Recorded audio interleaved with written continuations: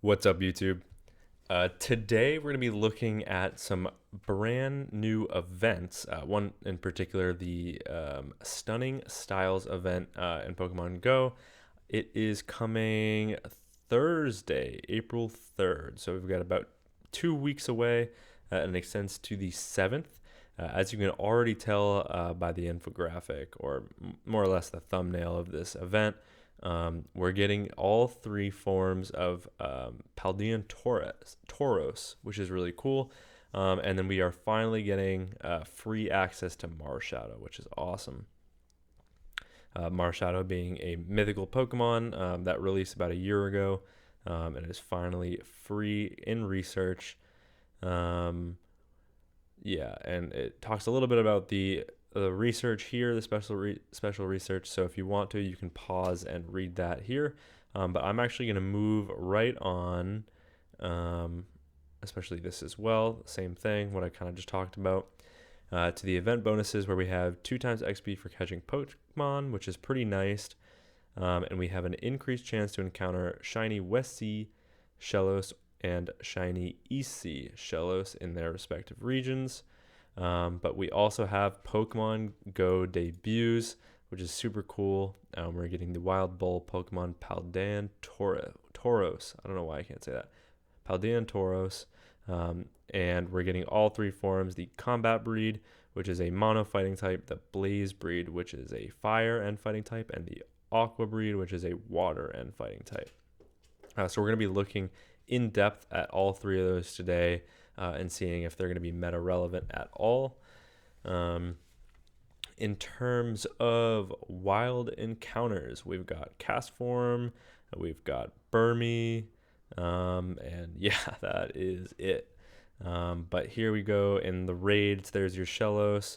We've also got Esper and Rockruff in there. And then in your 3-star raids is where you're going to see Tauros, the Paldean Tauros, as well as Decidueye and Hisuian Decidueye. So, yeah, you're going to have to. They are raid locked, which means you're not going to be able to get great IVs, but we'll see how much that matters when we take a look at it.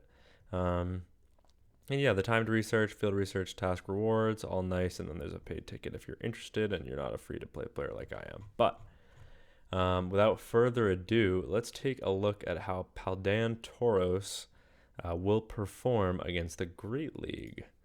So right away, you're going to see that PvPoke, we've got Tauros. This is its current form, rank 1 IVs. How does it perform against the Great League? Terribly. Okay, no surprise there. But we are going to look at, this is something that I had to add. This isn't on PvPoke yet, so you're not going to be able to see it yourself. I had to create a local copy of PvPoke and actually add these Pokemon in myself into the code. So we're going to take a look at first the Combat Breed. Definitely not those IVs. Let's get rank 1 IVs going. And I also made the movesets myself. I kind of just went through the main series games and looked at what it learned in the main series games, and just tried to give it what I thought was reasonable. It didn't really have any good fast moves in the main series game that at least translate into Pokemon Go. So we've kind of just got Tackle here, and then we gave it Horn Attack, Payback, Rock Tomb, and Close Combat. And so this is the recommended moveset that is giving out of those moves. And it's still not great, right? And that's just because Tackle is a terrible fast move.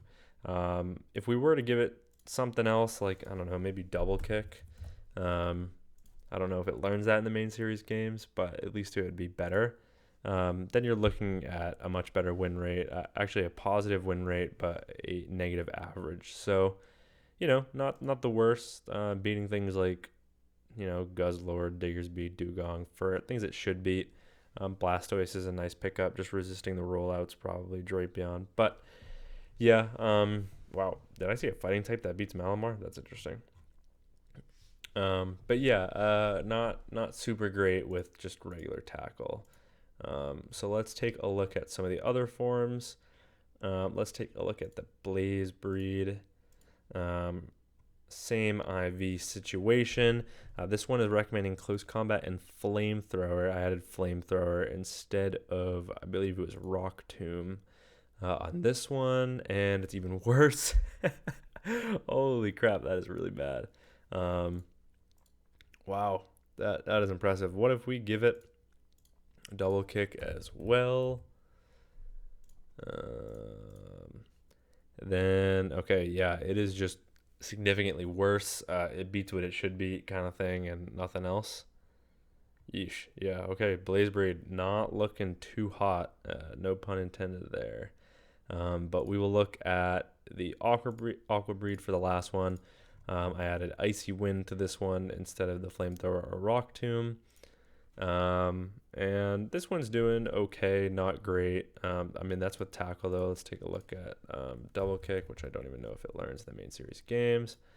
And you know what? This one's solid, but it looks like just the pure fighting type actually has the best win rate, which is pretty interesting. I would honestly expect something like the water type to do a little bit better just because of its resistances. But yeah, that is the brand new Paldean Tauros. I don't think it's going to be meta shifting at all anytime soon. I do think it'll be interesting to see maybe if it gets its legacy move and if they make it a fast move, if it has any play in the future. But on launch, I don't expect it to be any great. Let's see if it even shows up. Yeah, no, it's just the regular Tauros. So yeah, don't hold your breath, basically. It could be interesting in the future, but it's not going to be super interesting. Marshadow is obviously super interesting. If you're not familiar with Marshadow, we can take a quick look at that. But Marshadow, which has been in the game for a while, it's a fighting ghost, just like Annihilate. It gets a much higher CP though. It's got Sucker Punch, which is nice. Close Combat and Ice Punch. Decent moveset for the Master League. 18-20 record. Not anything to scoff at, so decent there.